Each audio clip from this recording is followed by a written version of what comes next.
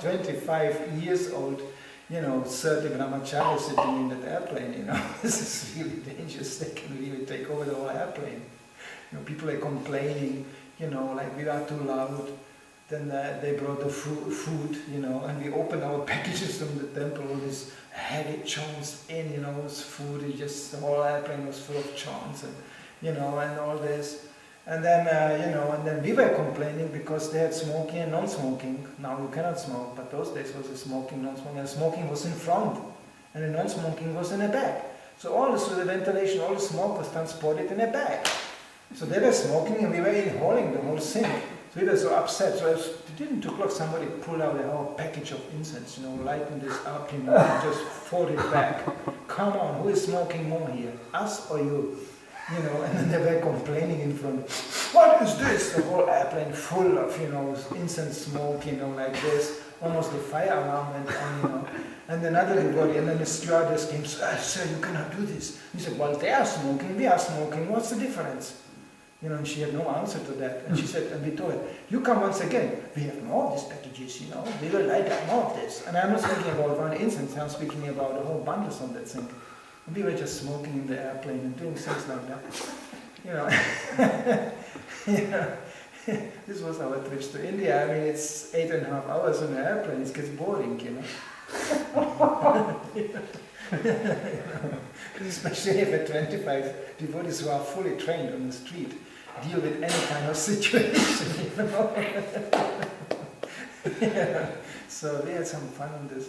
And then we landed in India those days, and devotees received us, the local devotees, on the airport. It was the official ISKCON Vrindavan Mayapur festival. We were received with buses, it was completely organized, and everybody got a garland. And nobody on the airplane got a garland instead of us, So we were like, well, we're in India here, And all the people from the airplane were saying, who are these guys? They are received by the bus, and they all get garlands, and and kirtan and everything. That was actually those days the fact, because unfortunately it got forgotten. It shows you the change of mood.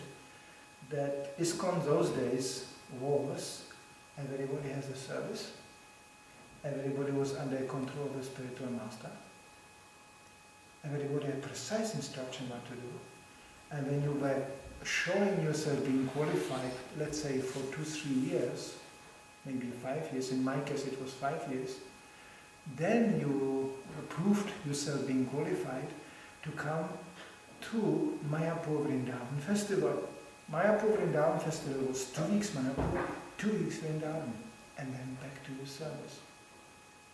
If you wanted to stay in India, you could do so with a special permission of your authorities, but then you had to immediately enter some service in India. And you have to be serving in some temple, under some authority again. It was the ISKCON I joined. Not this, Hare Krishna, Hare Rama, I'm a Bhakta Hans. I'm Bhakta Hans. I like to go to India. I go to Govardhan and I jump Krishna in the face. And I will come back with a whole suitcase of Shilas. Because I'm a big Vaishnava. This mood, absolutely unacceptable in the days I joined. Big Vaishnava, well, let's show us how big you are by serving Srila Prabhupada's mission. That's it. How big Vaishnava you are. That was the mood. There was no way of this tourism, even Indian devotees, they call the Western devotees poking around, the tourist devotees are coming again. Because, they are not taking part in any local preaching, they are not taking part in any substantial activity, how to contribute to Srila Prabhupada's mission, they just come and look. Now it's good to look, and that's what this festival was about. To actually simply gather inspiration so you can apply it in your preaching. That was the meaning of visiting the holy places, visiting India in an organized way. Prabhupada absolutely opposed that ISKCON devotees go anywhere else or stay anywhere else as in ISKCON temples. As a matter of fact, Prabhupada established these temples for this purpose. That's not what his spiritual master told him. Prabhupada said that was kind of extra. I did. So our devotees coming from the West have a place to stay. It was out of question. I can show you from the letters. Prabhupada said, and if you think our lectures, he didn't mention the word standards, because standards in ISKCON Prabhupada introduced are relatively very high in comparison to many temples in India. But he said, if the lectures given in a temple are not satisfactory to you, you are not permitted to go to any other temple to listen lectures from somebody else, then better you give a lecture. Prabhupada was so insisting on this, and he knew why. And it's not that everybody out there is wrong and we are right, but there are differences. And also, he saw what is our standard. We have to approach Krishna and we have to make advancement according to our means. If we imitate the others, Krishna becomes very displeased. So according to our means also to understand the position we are in. You cannot imitate. Even Bhaktisiddhanta Maharaj forbade his Indian devotees to associate with the local Babajis in Vrindavan. I wouldn't like to even interpret what that means. I don't know. But for ISKCON devotees, Prabhupada made a very clear guidelines there. You know, it's all forgotten nowadays. Devotees just run around India and it's all one and the same. Wow, wow, you know,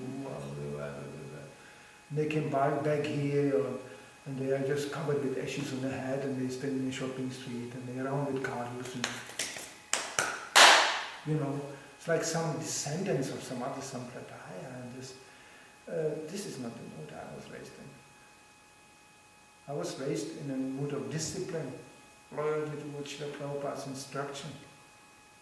Doesn't matter how many generals get shot in a war, still the army has to go on.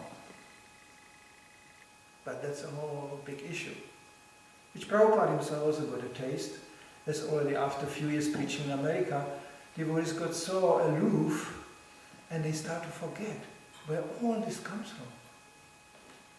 So they start to preach like, no, it's my Krishna consciousness, and Prabhupada is nice, it's okay.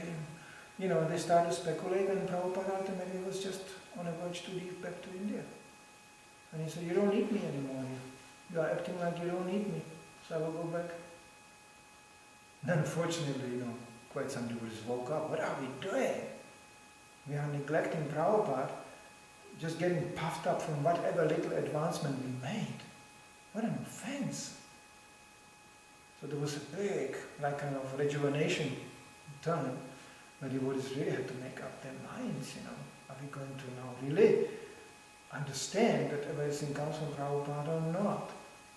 This is called familiarity breeds contempt. One gets kind of, yeah, I know Krishna consciousness, yeah. We don't know one thing. And if we claim to know something without Prabhupada's mercy, we don't get anywhere with it. That should be very clearly understood.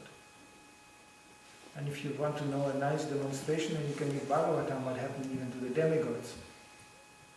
When Indra got so puffed up, you know, and who is Indra? And he got so self-confident, he ignored the presence of Brihaspati, his spiritual master, including the demigods. And Brihaspati didn't even comment or oppose, he just left. Meanwhile, the demons were worshipping Shukracharya in a very, very loyal mood, who is called a seminal guru. That means just a traditional priest, not really, for sure not pure devotee. You know, but very expert in, you know, in rituals and, you know, but because the demons were so loyal to their authority and the demigods were so neglectful, first time in the history of the universe, the demons became so powerful they could conquer the demigods. Normally it's exactly opposite. And the demigods had to go in hiding, becoming invisible, living in some exile, while the demons were just enjoying themselves on the heavenly planets. That happened for one single reason. That they were following their guru and they didn't. So we have to be very careful with this. All our endeavors and struggle depends on this point, to depend on Prabhupada's mercy, and always remember where things come from. And be careful, you know, to understand things the way he did. Then we have some chance to make some spiritual progress. That doesn't mean we should be arrogant. That doesn't mean we should be arrogant towards others. We should see very clearly, oh yeah, they are wonderful devotees. I cannot say much, I never had really much association with anybody outside of ISKCON. But I know that there are wonderful devotees out there for sure. But still, it's not really Prabhupada there, there's something there. So, and those wonderful devotees I met, those few from other sampradayas and this, they were very respectful to Prabhupada. Very respectful. Then it's okay, we have no problem. I have no problem.